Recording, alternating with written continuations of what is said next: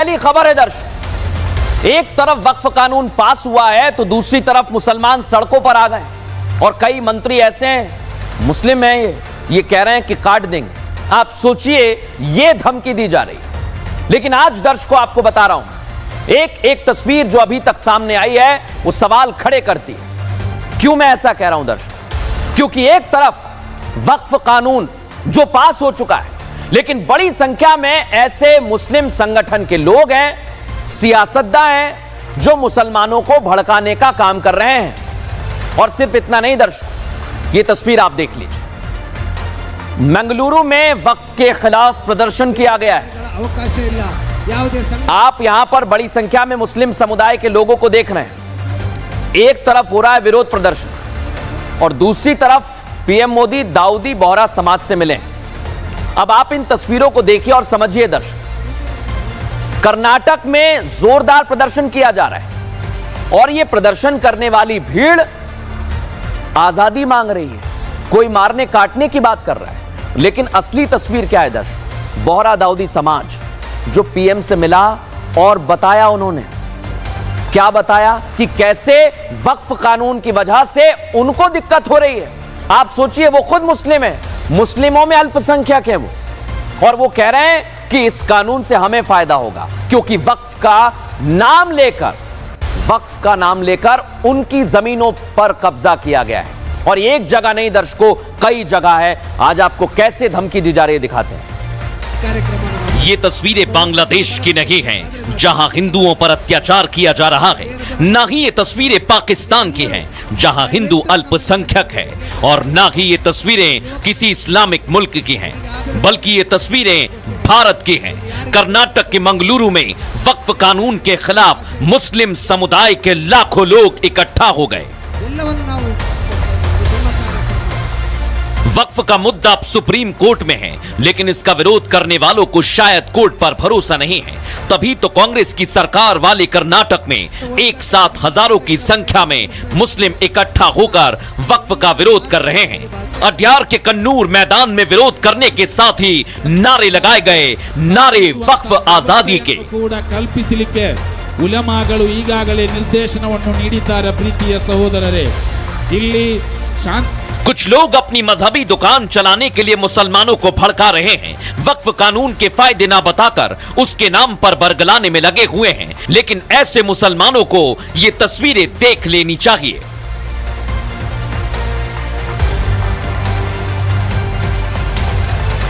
PM Modi से मुलाकात करने वाला ये वर्ग भी मुस्लिम है। दाऊदी बोहरा जो मुस्लिमों में अल्पसंख्यक हैं, कैसे वक्फ कानून को लेकर पीएम मोदी का धन्यवाद दे रहे हैं और बता रहे हैं वक्फ के नाम पर होने वाला कब्जा कैसे उनकी मेहनत की कमाई से खरीदी गई जमीन पर वक्फ के नाम पर कब्जा किया गया। एक जगह है भिंडी बाजार के अंदर जो हमने 2015 में खरीदी। हम मालिक हैं, बहुत मेहनत से खरीदी। उस जगह को 2015 में लिया, 2019 में कोई नासिक का और अहमदाबाद का शख्स जाके बोलता ये जगह वक्फ है।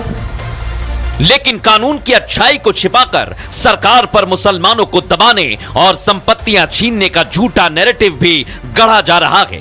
झारखंड सरकार में मंत्री हफीजुल हसन ने एक बार फिर भड़काऊ बयान दे दिया। पहले शरिया को संविधान से ऊपर बताया तो अब मारने काटने वाली धमकी दे रहे हैं। हफीजुल का कहना है कि मुसलमान सब्र कर रहा है, कब्र में नहीं है। मुसलमान सड़क पर आएंगे, सड़क पर मार काट होगा। अब आप खुद सोचिए, कैसे मजहबी ठेकेदार और मुस्लिम नेता गरीब मुसलमानों को भड़का रहे हैं। लेकिन मंगलुरु में जो प्रदर्शन की तस्वीर सामने आई है, उसे लेकर कानून का समर्थन करने वाले मुस्लिम मौलानाओं और हिंदू धर्मगुरुओं को सुन लेना चाहिए। जैसे मुर्शिदाबाद में हुआ या अब कर्नाटक में हो रहा है, ये सारे लोग सियासत से प्रेरित हैं। ये राजनीतिक धरने प्रदर्शन है। ये वो लोग हैं जिनके पास अपनी प्रॉपर्टियां हैं, वक्फ बोर्ड की प्रॉपर्टी लिए बैठे हैं। वही लोग इनको वर्गलाकर सड़कों पर ला रहे हैं। इस वक्त पूरे देश को जलाने की साजिश रची जा रही है। मदनी जैसे लोग, ओवैसी जैसे लोग सीधे साधे मुसलमानों को बरगला कर जो वक्फ हमारी आज़ादी के नारे लगवा रहे हैं, ये देश को पूरी तरह से जलाने की साजिश है और सरकार को उनके खिलाफ सख्त से सख्त कार्रवाई करनी चाहिए। वक्फ कानून को लेकर सरकार साफ कह चुकी है कि इससे किसी की संपत्ति नहीं छीनी जाएगी। कानून के खिलाफ लगाई याचिकाओं पर सुनवाई भी हो रही है और सरकार जवाब भी देने वाली है, लेकिन उससे पहले इस तरह की तस्वीरें और बयान आना डराने वाला है। बेंगलुरु में आपने देख लिया क्या हुआ।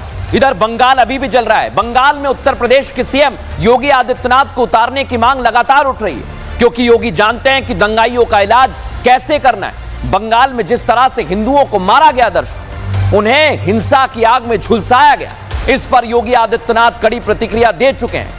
योगी बंगाल हिंसा पर चुप नहीं बैठेंगे। उन्होंने एक बार दंगाइयों के इलाज को लेकर ममता सरकार को घेरा और अब उत्तर प्रदेश के मंत्री भी कहने लगे हैं कि दंगाइयों का इलाज केवल योगी का डंडा है। क्या बाबा का डंडा दीदी के बंगाल में चलेगा? क्या यूपी की तरह बंगाल में दंगाई आखिरी सांस गिन रहे हैं? ये सवाल आज इसलिए क्योंकि देश भर में ये मांग उठने लगी है कि अगर सुलगते पश्चिम बंगाल को शांत करना है तो यूपी के मुखिया योगी आदित्यनाथ को बंगाल में उतारना ही एकमात्र इलाज है, क्योंकि सीएम योगी दंगाइयों का इलाज बहुत अच्छे से करना जानते हैं। उत्तर प्रदेश में दंगाई योगी के नाम से कांप उठते हैं, इसलिए तो योगी को हिंदुओं के साथ जो बंगाल में हो रहा है उस पर खौफ हो रहा है। जलते बंगाल की तस्वीरें उनके आंखों में ज्वाला बनकर धधक रही है, इसलिए वो ममता सरकार को बार बार टारगेट पर ले रहे हैं। हिंसा के लिए ममता बनर्जी को जिम्मेदार ठहरा रहे हैं। बंगाल जल रहा है, वहां की मुख्यमंत्री चुप है, दंगाइयों को शांति दूत कहती है। अरे लातों के भूत बातों से कहां मानने वाले हैं। एक बार फिर योगी ने ममता सरकार पर निशाना साधा है और कहा कि मुर्शिदाबाद और बांग्लादेश पर विपक्ष के मौन ने इन्हें चौराहे पर नंगा किया है। बाबा ने साफ कहा कि पहले यूपी के शहर भी मुर्शिदाबाद की तरह दंगों की आग में जलते थे, लेकिन अब उत्तर प्रदेश में शांति है। अपराधी अपराध करने से पहले योगी के नाम से कांप जाता है, इसलिए यूपी सरकार में मंत्री गुलाब देवी ने सीएम योगी को शेर बताते हुए दंगाइयों का इलाज सिर्फ डंडा बताया है। शेर को भी कोई गीदड़ घेर सकते हैं क्या? हमारे माननीय मुख्यमंत्री जी शेर हैं उत्तर प्रदेश की और शेरों वाला काम किया है। आप दंगाई उनके नाम से कांपते हैं और दंगाइयों का इलाज केवल डंडा है। योगी का यही डंडा अब बंगाल मांग रहा है। योगी मॉडल से ही अब बंगाल में शांति संभव है। दीदी की नाकामी का हल्ला चारों ओर बढ़ गया है। बंगाल में बेशक 10 दिनों में माहौल शांत होने लगा है, दर्शक, लेकिन केंद्रीय सुरक्षा बलों की तैनाती के बाद दंगाई सड़क पर नहीं उतर रहे हैं, उपद्रव नहीं मचा पा रहे हैं। इसलिए सवाल उठा है कि ममता सरकार जब स्थिति को संभाल रही थी तब हिंदुओं की सुध नहीं ली। हिंदू वहां पर परेशान होता रहा और अब मुलाकात करने पहुंचे। सिर्फ अपनी मुआवजे वाली सियासी चाल चली जा रही है, लेकिन आज एनएचआरसी की टीम पहुंची, दर्शक, महिला आयोग की टीम बंगाल पहुंची और बंगाल में अब एक्शन की बारी है, लेकिन कैसे एक्शन होगा देखिए। बंगाल में हिंसा भड़के 10 दिन बीत चुके हैं। मुर्शिदाबाद से सैकड़ों हिंदू पलायन कर गए हैं। अब मुर्शिदाबाद की सड़कों पर बेशक शांति है, लेकिन मालदा जाकर बसे हिंदुओं के दिल अभी भी जल रहे हैं। उनके सीने से न्याय की पुकार उठ रही है। वो तस्वीर सोते जागते उनकी आंखों के सामने है। भीषण गर्मी में वो अपने घर को छोड़कर कैंप में रह रहे हैं। छोटे बच्चे और बुजुर्ग साथ हैं, लेकिन ना उनके सिर पर अपनी छत है, ना वो सुकून जो अपने घर में आता है। दीदी की सरकार सो रही है। दीदी को हिंदुओं का दर्द दिखता ही नहीं है। न सीएम ममता बनर्जी ने और ना ही उनकी सरकार के किसी नेता ने अब तक शरणार्थी बनकर रह रहे हिंदुओं से मुलाकात की, इनकी पीड़ा को जानने की कोशिश की। बस टीएमसी सरकार वहां कुछ कर रही है तो वो है वोटों की राजनीति। इसलिए तो एनडीए की तरफ से लगातार दीदी को हिंदू विरोधी बताया जा रहा है। पश्चिम बंगाल की मुख्यमंत्री सुश्री ममता बनर्जी उस सेकुलरिज्म के नाम पर एक प्रो मुस्लिम पॉलिटिक्स करती है। मुस्लिम वोटों के लिए वो एंटी हिंदू स्टैंड लेती है। गवर्नर का बंगाल दौरा, मालदा में महिला आयोग की टीम, हिंदू शरणार्थियों से मिली एनएचआरसी। ममता सरकार को बेशक इन हिंदुओं की सुध नहीं, लेकिन हिंदू शरणार्थियों से मिलने गवर्नर से लेकर महिला आयोग की टीम और एनएचआरसी की टीम पहुंच गई। राष्ट्रीय महिला आयोग के अध्यक्ष विजया रहाटकर ने अपनी पूरी टीम के साथ हिंदू शरणार्थियों से मुलाकात की, उनसे बातचीत की। कुछ महिलाएं विजया रहाटकर को अपनी पीड़ा बताते हुए गले लग गईं और रोने लगी। एनसीडब्ल्यू की टीम ये पता लगाना चाहती है कि हिंसा के वक्त अगर महिलाओं का उत्पीड़न हुआ तो उस पर कार्रवाई की जाएगी। अगर कुछ गलत होता है और महिलाओं के साथ अगर उनका उत्पीड़न होता है तो सबसे पहले राष्ट्रीय महिला आयोग उसका संज्ञान लेता है। राष्ट्रीय महिला आयोग अपने अधिकारों के दायरे में जरूर उन महिलाओं के साथ न्याय करने के लिए हम कदम उठाएंगे। इधर राष्ट्रीय मानव अधिकार आयोग के सदस्यों ने हिंदू शरणार्थियों से मालदा में मुलाकात की, उनका हालचाल जाना, उनके लिए हर संभव मदद का भरोसा दिया।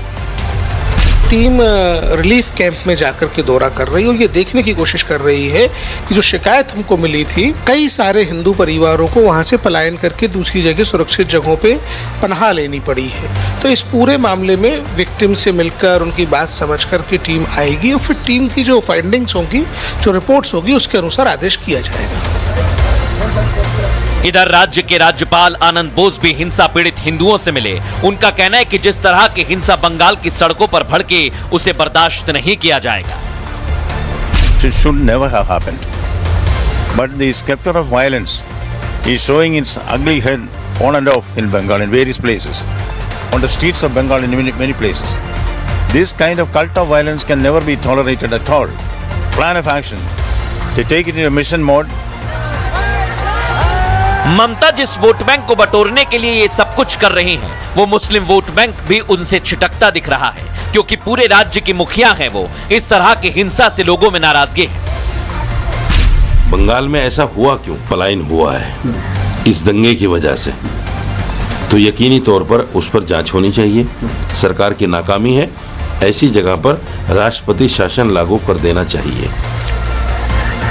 बंगाल हिंसा को लेकर कई सवाल खड़े हो रहे हैं। हिंदुओं पर अत्याचार से लेकर राजनीति हो रही है।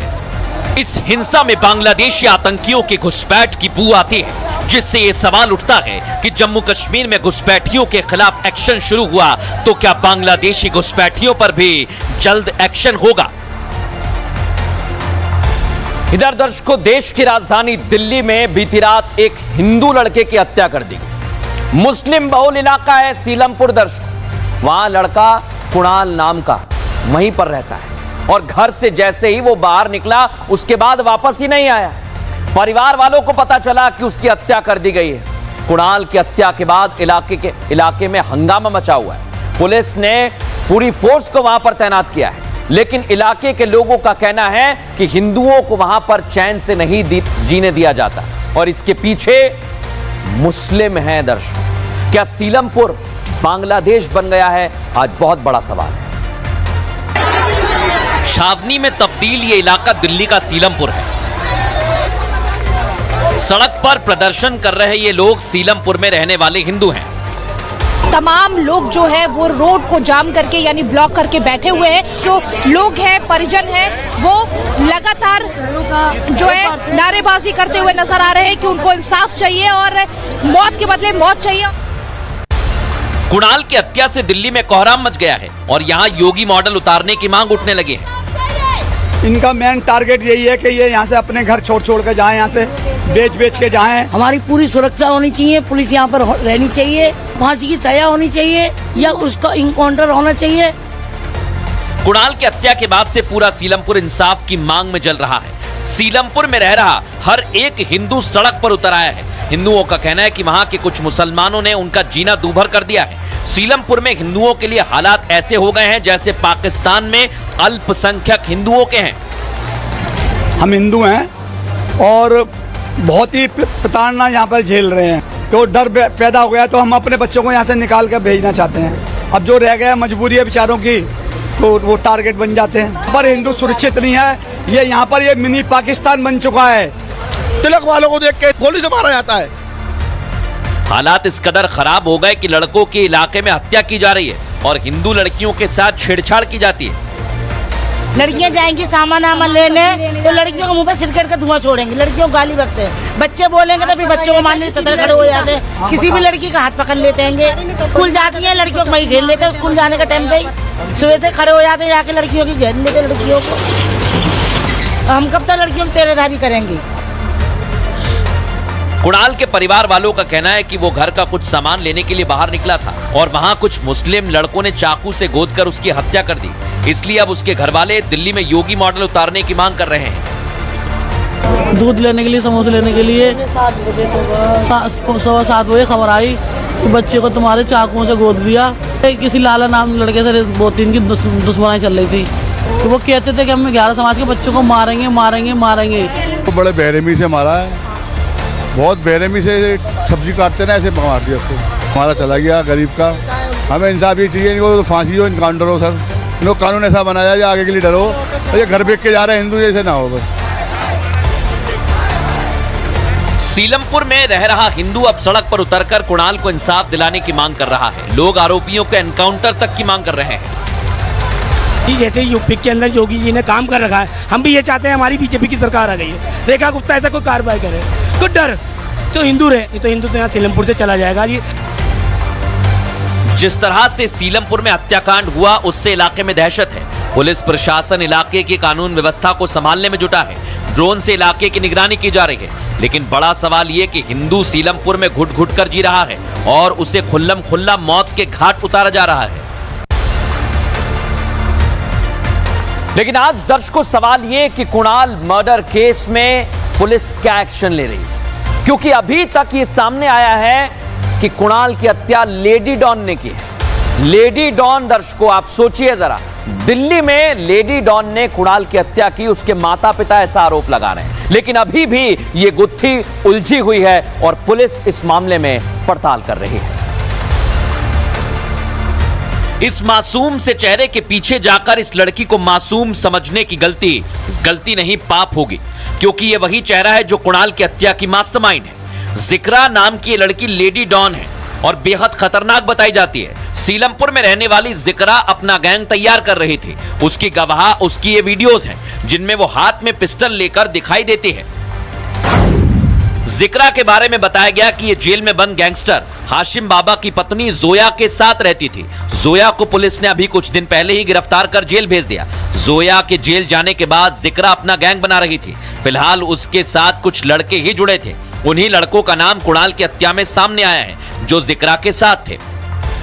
आरोप है कि जिक्रा के गैंग में शामिल साहिल और रेहान ने ही कुणाल को मार डाला। कुणाल की हत्या के बाद से आरोपी साहिल और रेहान फरार हैं। जिक्रा से रात में पुलिस ने पूछताछ भी की है। आरोपी फिलहाल पकड़े नहीं गए हैं, लेकिन ये आश्वासन जो है प्रशासन की तरफ से दिया गया है कि बहुत जल्द अरेस्ट कर लिया जाएगा। लेकिन जिक्रा का जो यहाँ पर इन्वॉल्वमेंट है वो लगातार देखने को मिल रहा है। अब इस मसले को लेकर के भी जांच होगी कि क्या और भी किसी मसले में वो जुड़ी रही हैं। पुलिस ने कुछ लोगों को हिरासत में ले लिया है और दोनों आरोपियों की पुलिस को सीसीटीवी फुटेज भी मिली है। आशंका है कि कत्ल में 4 से 5 लोग शामिल थे। ऐसे में पुलिस की 10 टीम आरोपियों की तलाश कर रही है। अभी रेड चल रही है, अभी कुछ ज्यादा डिवेल नहीं कर सकता, इन्वेस्टिगेशन जारी है, अभी रेड कर रहे हैं हम। पहचान है अभी बता देंगे, चल रही रेड। इधर रविंद्र सिंह नेगी और सीएम रेखा गुप्ता इस हत्याकांड को लेकर एक्शन मोड में है। सीएम ने साफ कह दिया कि हत्यारों को छोड़ा नहीं जाएगा। हिंदुओं के साथ दिल्ली सरकार मजबूती से खड़ी है। मेरी खुद कमिश्नर पुलिस से बात हुई है। जिन लोगों के नाम हैं, जिसने हत्या के दोषी जिनको कहा जा रहा है, उनके पीछे लगातार पुलिस है और परिवार के साथ पूरा न्याय होगा। कोई भी किसी भी प्रकार की इसमें कमी छोड़ी नहीं जाएगी। परिवार के साथ खड़े हैं, हम लोग यहाँ पे आए हैं और परिवार को पूरा भरोसा दिया है और कानून अपना काम कर रही है, प्रशासन अपना काम कर रहा है। किसी को भी आरोपियों को छोड़ा नहीं जाएगा और जल्द से जल्द गिरफ्तारी होगी और इसमें जल्द से जल्द जो भी कार्रवाई होनी है वो। ये तो साफ है कि दिल्ली की रेखा सरकार 17 साल के कुणाल के हत्यारों को बख्शेगी नहीं। सीलमपुर में फोर्स भी तैनात हो गई है। मामले की जांच में गठित 10 टीमें बता रही हैं कि बहुत जल्द आरोपी पुलिस के हत्थे चढ़ेंगे और हत्या का कारण भी सबके सामने होगा। अब दर्शकों बात करेंगे हिमाचल की सुक्खू सरकार, जो वादा पूरा करने के लिए बोल रही थी कि हमारे पास पैसा नहीं है। थोड़े दिन पहले आपने देखा होगा कि सैलरी नहीं दे पा रहे थे अब ये नेशनल हेराल्ड अखबार को सरकारी खजाने से पैसा दे रहे हैं और जब पूछा गया तो इन्होंने कहा कि हम तो देंगे। इसलिए आज हम कह रहे हैं कि एक तरफ आप उधार का घी पी रहे हैं और एक तरफ आप परिवार को पैसा दे रहे हैं।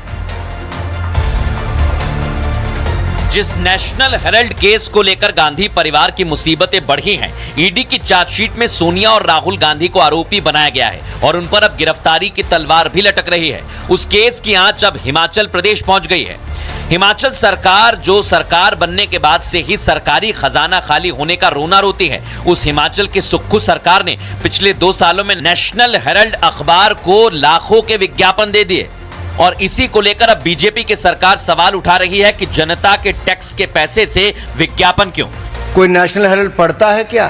कुछ कागजी अखबार होते हैं जो छपते भी नहीं, बिकते भी नहीं, बंटते भी नहीं, दिखते भी नहीं और पढ़े भी नहीं जाते। और मेरे अपने राज्य हिमाचल प्रदेश में बड़े बड़े दैनिक समाचार पत्रों को जो नहीं मिलता, यानी कि उनको चवन्नी मिलती है और नेशनल हेराल्ड को चांदी के सिक्के मिलते।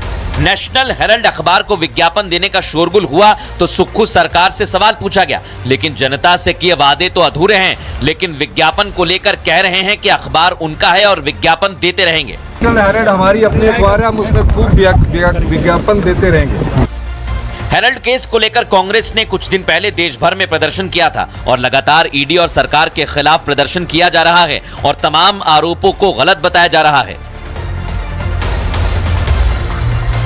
अब दर्शकों आज एक और बात करेंगे। नेशनल हेराल्ड केस में सोनिया गांधी और राहुल गांधी फंसे हुए हैं। हिमाचल सरकार भले ही पैसा दे रही है, लेकिन अलग अलग जगह पर प्रदर्शन भी हो रहा है। तो आज बीजेपी ने भी राहुल गांधी, सोनिया गांधी और पूरी कांग्रेस पार्टी के खिलाफ देश भर में मोर्चा खोल दिया। देखिए जरा। जब से नेशनल हेराल्ड की फाइल खुली है, कांग्रेस सरकार पर हमलावर थी, लेकिन अब बीजेपी की युवा विंग भी मैदान में आ गई है। भारतीय जनता युवा मोर्चा के कार्यकर्ताओं ने जम्मू, दिल्ली, पटना में सोनिया गांधी और राहुल गांधी के खिलाफ प्रदर्शन किया। सबसे पहले आपको चंडीगढ़ की तस्वीर दिखाते हैं। तस्वीरों में देखिए कैसे बीजेवाईएम के कार्यकर्ता सड़कों पर आ गए। हाथों में राहुल सोनिया के खिलाफ पोस्टर लिए कार्यकर्ताओं ने प्रदर्शन किया। इस दौरान कार्यकर्ताओं के ऊपर वाटर कैनन का इस्तेमाल किया गया। इधर देश की राजधानी दिल्ली में नेशनल हेराल्ड करप्शन को लेकर भारतीय जनता युवा मोर्चा के कार्यकर्ता सड़कों पर आ गए। दिल्ली में कार्यकर्ता एआईसीसी घेराव की मांग को लेकर प्रदर्शन के लिए अड़ गए।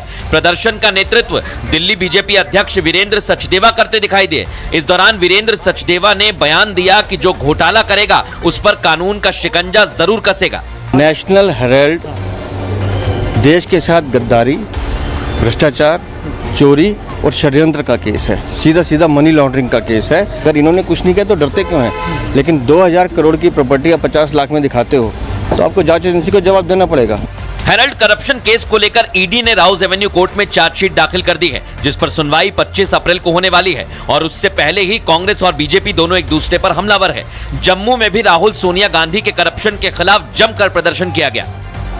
भारतीय जनता युवा मोर्चा का यह प्रदर्शन देश के अलग अलग हिस्सों में दिखाई दिया, लेकिन एक प्रदर्शन कांग्रेस भी कर रही थी। बिहार की राजधानी पटना में कांग्रेस कार्यकर्ता सरकार के खिलाफ प्रदर्शन करते हुए दिखाई दिए, लेकिन कांग्रेस का यह प्रदर्शन की जगह लोगों की मुसीबत बढ़ा रहा था, क्योंकि कांग्रेस कार्यकर्ता सड़कों की जगह रेलवे ट्रैक पर विरोध कर रहे थे। इस दौरान वहां से गुजरने वाली ट्रेन को रोक दिया गया, इंजन पर चढ़कर विरोध जताया गया, जिससे ट्रेन सवार लोगों को, यात्रियों को परेशानी हुई। नेशनल हेराल्ड केस को लेकर प्रदर्शन वर्सेस प्रदर्शन हो गया है। दोनों एक दूसरे पर हमलावर हैं, लेकिन प्रदर्शन में जीत किसकी होती है ये 25 अप्रैल को ही साफ हो पाएगा। देश में आजकल दर्शकों आप खबरें देख रहे होंगे, जहां एक तरफ प्रेमी कातिल बनते जा रहे हैं तो दूसरी तरफ पत्नियां धोखा दे रही हैं। उत्तर प्रदेश के बहराइच में अपनी प्रेमिका से एक युवक मिलने पहुंचा और परिवार के लोगों ने उसकी जमकर पिटाई। देखिए जरा, लड़की के घर वालों ने रस्सी से उसे बांध दिया और जमकर पीटा। उसे तरह तरह की यातनाएं दी गई दर्शक, जो किसी तालिबानी सजा से कम नहीं लगती हैं। मुबारक नाम का यह युवक अपनी प्रेमिका से मिलने पहुंचा था। इसी दौरान पकड़ा गया और उसकी जमकर पिटाई की गई। और कोई बुला ले तो बहुत हो।